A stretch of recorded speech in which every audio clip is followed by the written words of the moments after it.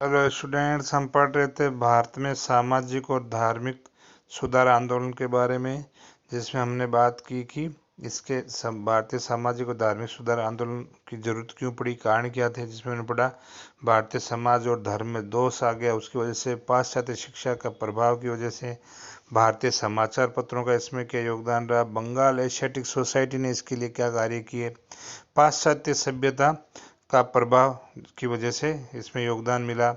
तो अब हम इसके बाद हमने बात की कि प्रमुख भारत के समाज सुधारकों के बारे में, जिसमें हमने पहले बात की राजा राम मोहन राय और उनके ब्रह्म समाज की। तो सीधा 2 नंबर का क्वेश्चन सीधे आ जाता रहा, जो ब्रह्म समाज की स्थापना किसने की, कब की, है ना। तो ये बड़े क्वेश्चन में तो ये पूरे हो गया 15 नंबर में। 7 नंबर में भी पूछ लेंगे कारण, है ना, या प्रमुख समाज सुधारक और उनके जो है बनाए गए संगठन। तो ये इंपॉर्टेंट क्वेश्चन में से एक है, समाज और धार्मिक सुधार आंदोलन। राजा राम मोहन राय को हमने पढ़ा, इनके धार्मिक सुधार, सामाजिक सुधार, साहित्य और शैक्षणिक सुधार, राष्ट्रीय सुधार, युवा बंगाल आंदोलन को हमने पढ़ा। सेकंड इसमें लेते हैं केशव चंद्र सेन और भारतीय ब्रह्म समाज, है ना। ब्रह्म समाज ही टूट करके भारतीय ब्रह्म समाज बनाए, केशव चंद्र सेन ने बनाए हैं।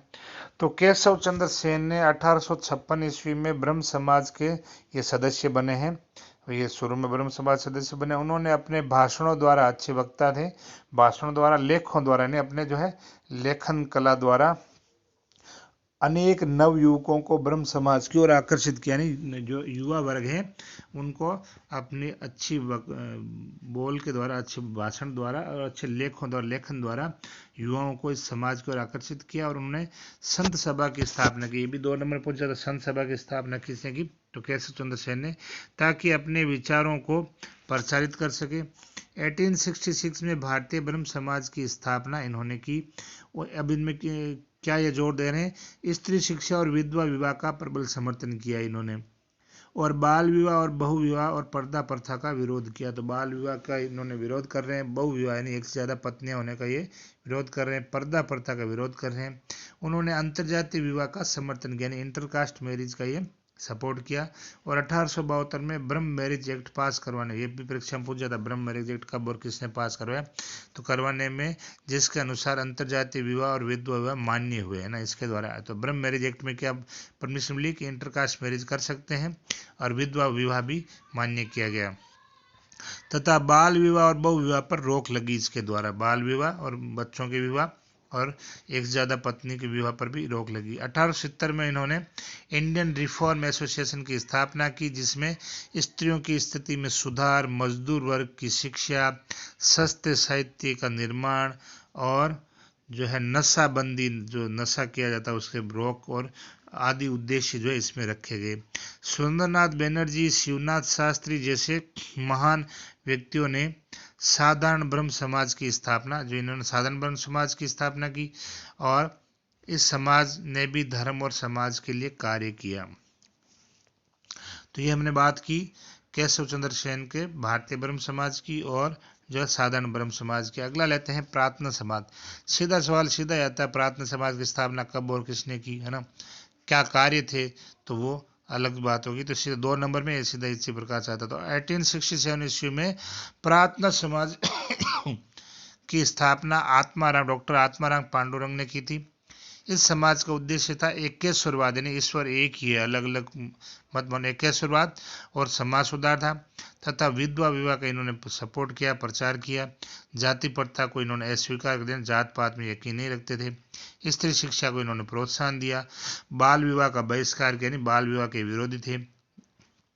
और जो है विवेकपूर्ण उपासना करना और अन्य सामाजिक सुधार करना इनका प्रमुख उद्देश्य था। जस्टिस न्यायाधीश महादेव गोविंद रानडे, इनका भी कई बार प्रश्न पूछ जाता है किस समाज से जुड़े हुए थे, प्रार्थना समाज से जुड़े हुए थे, है ना, जस्टिस थे, न्यायाधीश थे। तो महादेव गोविंद रानडे ने अपना संपूर्ण जीवन प्रार्थना समाज के उद्देश्यों को आगे बढ़ाने में लगाया था। तो ये फोर्थ लेते हैं आर्य समाज, और जिनकी स्थापना की स्वामी दयानंद सरस्वती ने। भारत के बहुत बड़े समाज सुधारक स्वामी दयानंद सरस्वती मूलतः गुजरात के थे, है ना। उनका जो है स्वर्गवास अजमेर में हुआ और जोधपुर में इनकी घटना जुड़ी हुई है कि जोधपुर में इनको जहर दिया गया था, जिसकी वजह शीशा पीस के पिलाया गया था, जिसकी वजह से अजमेर पहुंचते पहुंचते इनका जो स्वर्गवास होगा, अजमेर के अंदर इनकी जो है समाधि बनी हुई है। तो आर्य समाज के संस्थापक गुजरात के सन्यासी स्वामी दयानंद सरस्वती थे। दयानंद का उद्देश्य हिंदू धर्म की श्रेष्ठता स्थापित करना, मतलब हिंदू धर्म के कट्टर सपोर्टर थे और इनकी जो है श्रेष्ठता को स्थापित करना इनका प्रमुख उद्देश्य था, तथा हिंदू धर्म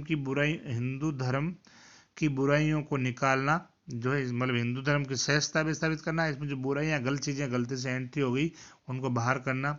वे अपने धर्म प्रचार के कार्यों में संस्कृत भाषा का प्रयोग करते थे, संस्कृत से ही ये काम करते थे अपने प्रचार में। बाद में इन्होंने हिंदी में भी अपने संदेश दिए। 1873 में इन्होंने अपने प्रसिद्ध ग्रंथ, ये परीक्षा में पूछ जाता है, सत्यार्थ प्रकाश ग्रंथ किसका है या इसको किसने लिखा है ना, या दयानंद सरस्वती ने कौन सा ग्रंथ लिखा, तो सत्यार्थ प्रकाश की रचना की। उन्होंने हिंदू धर्म, सभ्यता और भाषा के प्रचार के लिए 10 अप्रैल 1875 को बम्बई में आर्य समाज की स्थापना की। तो ये भी 2 नंबर पूछा जाता है, आर्य समाज की स्थापना कब, कहाँ और किसके द्वारा की गई, तो 10 अप्रैल 1875 को बम्बई में स्वामी दयानंद सरस्वती द्वारा जो की गई। इनके 3 ग्रंथ जो है मतलब सत्यार्थ प्रकाश के अलावा 2 और हैं। तो ऋग्वेदिक भाष्य भूमि का एक ग्रंथ है, दूसरा वेद्य भाष्य और तीसरा सत्यार्थ प्रकाश। इनका टोटल इनके स्वामी दयानंद सरस्वती के 3 ग्रंथ हैं। स्वामी जी ने सभी धर्मों का आलोचनात्मक विश्लेषण करते हुए, मतलब सभी धर्मों की अच्छी और मतलब पॉजिटिव और नेगेटिव, आलोचनात्मक में क्या हो गया, इसमें पॉजिटिव नेगेटिव दोनों बातों की चर्चा की जाती है। तो आलोचनात्मक सभी धर्मों का विश्लेषण करते हुए यह प्रमाणित किया कि वैदिक धर्म यानी हमारा जो सनातन धर्म हिंदू धर्म है वो सर्वश्रेष्ठ है, मतलब हमारा वैदिक धर्म ही सर्वश्रेष्ठ है बाकी धर्मों की अपेक्षा। हिंदू धर्म की कुरीतियों का खंडन उन्होंने किया है उसी ढंग से, मतलब हिंदू धर्म में भी जो बुराइयां प्रवेश कर गई थी उनकी उन्होंने आलोचना भी की है साथ साथ में, और उसी ढंग से उन्होंने इस्लाम और ईसाइयत के ढोंग, मतलब इस्लाम में जो बुराइयां थी उसकी भी आलोचना की, ईसाइयों में भी जो बुराई थी उसका भी आलोचना की, आडंबर तथा अंधविश्वास की भी तीव्र आलोचना की, मतलब जो धर्मों के अंदर आडंबर आ गया था, अंधविश्वास आ गया था, उसकी भी इन्होंने तीव्र आलोचना की। स्वामी जी ने बाल विवाह, बहु विवाह और पर्दा प्रथा का भी खंडन किया, मतलब ये इनके विरोधी थे, बाल विवाह, बहु विवाह और पर्दा प्रथा के। उन्होंने स्त्री शिक्षा पे जोर दिया, महिलाओं की एजुकेशन के सपोर्टर थे, उस पर उन्होंने जोर दिया, और अंतरजातीय विवाहों पर जोर दिया। इंटरकास्ट मैरिज के सपोर्टर थे, तभी तो देखते हो आज भी कोई लव मैरिज होती है, इंटरकास्ट मैरिज होता है, घर वाले सपोर्ट नहीं करते तो जो है लड़का लड़की जाके आर्य समाज में शादी करते हैं, तो वो आर्य समाज यही है ना, स्वामी दयानंद सरस्वती वाला, जो जात पात को नहीं मानता और इंटरकास्ट मैरिज का सपोर्ट करते हैं। तो ये इसी आर्य समाज में जाकर के युवा जिनके घर वाले नहीं मानते तो फिर वो लव मैरिज यहीं जाके करते हैं। आर्य समाज ने हिंदू धर्म और समाज सुधार हेतु महत्वपूर्ण कार्य किया, वैदिक सिद्धांतों का प्रसार किया, इसलिए इसे पुनरुत्थान आंदोलन भी कहा गया। अब आर्य समाज ने सामाजिक सुधार के लिए क्या किया, तो स्वामी जी ने जन्म आधारित जाति व्यवस्था की आलोचना की, यानी जन्म से जो कहीं पैदा हो गया तो उस जाति को जो मान्यता है उसको इन्होंने आलोचना की, तथा प्राचीन वर्ण व्यवस्था को इन्होंने उचित माना है। प्राचीन वर्ण व्यवस्था में क्या था कि जो जैसा कर्म करेगा उसकी जाति वैसी होगी, तो उसका वो सपोर्टर थे, जन्म आधारित पर नहीं। फर्स्ट ईयर में हमने पढ़ा था। तो बाल विवाह, बहु विवाह तथा पर्दा प्रथा का विरोध किया, विधवा विवाह और स्त्री शिक्षा पर इन्होंने जोर दिया। हिंदू मुसलमान या ईसाई बन गए थे उनको वापस हिंदू धर्म में लाने के लिए शुद्धि आंदोलन इन्होंने चलाया था। अभी परीक्षा में पूछा था शुद्धि आंदोलन क्या है, किसने चलाया है ना, तो जो लोग हिंदू धर्म छोड़ के मुसलमान या ईसाई बन गए थे उनको वापस शुद्धि आंदोलन के द्वारा हिंदू धर्म में लाया गया। धार्मिक सुधार के लिए स्वामी दयानंद सरस्वती ने किया कि आर्य समाज में मूर्ति पूजा, बलि प्रथा, कर्मकांड, स्वर्ग नरक की कल्पना तथा भाग्य में विश्वास का विरोध किया गया। उनके अनुसार ईश्वर की उपासना, अच्छे कर्म, ब्रह्मचर्य व्रत का पालन करके मोक्ष प्राप्त किया जा सकता है। स्वामी जी ने अपने उपदेश केवल वेदों तक ही सीमित रखे, यानी जो उन्होंने उपदेश दिए वो वेदों को अध्ययन करके उसके आधार पर दिए।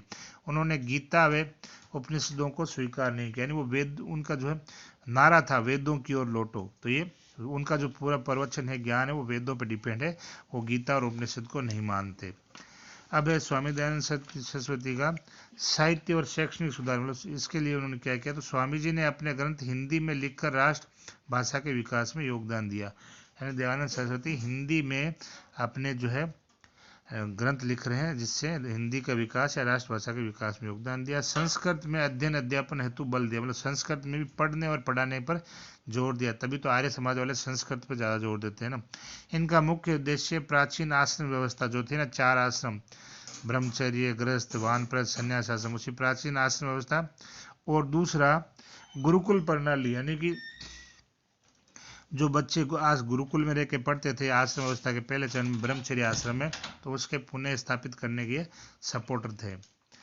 राष्ट्रीय सुधार के लिए इन्होंने क्या किया, तो आर्य समाज का उद्देश्य हिंदू धर्म को विदेशी प्रभाव से मुक्त कराना था, यानी कि जो वेस्टर्न कल्चर या इस्लामिक कल्चर जो यहाँ पर फैल गई थी और युवा इस वेस्टर्न कल्चर से इम्प्रेस थे, तो उससे निजात दिलाना, उससे दूर करना इनका प्रमुख उद्देश्य है। हिंदू धर्म को विदेशी प्रभाव से मुक्त करना। आर्य समाज ने भारत में राष्ट्रीयता और राष्ट्र प्रेम की भावना पर बल दिया तथा सर्वप्रथम स्वराज्य शब्द जो इन्हीं का दिया हुआ है ना, परीक्षा में पूछ जाता है स्वराज्य शब्द किसने दिया, तो स्वामी दयानंद सरस्वती का दिया हुआ स्वराज्य है ना। स्वामी जी ने विदेशी वस्तुओं के बहिष्कार और स्वदेशी वस्तुओं के उपयोग करना सिखाया, है ना। स्वदेशी अपनाओ, विदेशी का त्याग करो, ये इन्हीं की जो प्रेरणा से था।